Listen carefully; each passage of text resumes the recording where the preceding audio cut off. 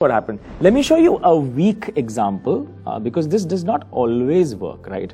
Nothing in trading always works because trading is not about prediction. It's about probability.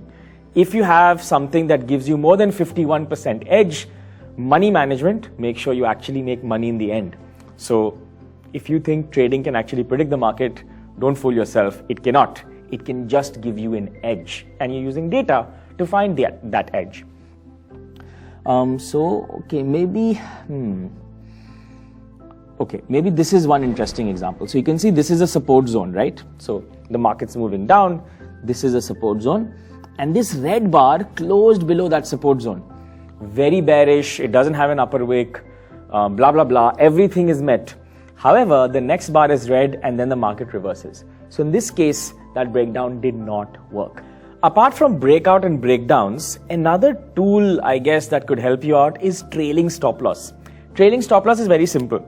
For whatever reason, you buy a stock which breaks out, or maybe you just own it, and then the market moves up.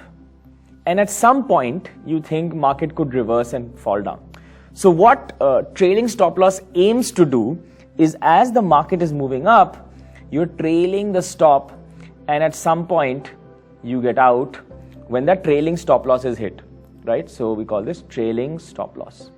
Now there are different ways to do a trailing stop loss because you don't want to be in a position where something like this happens, right? So you don't want something like this. The market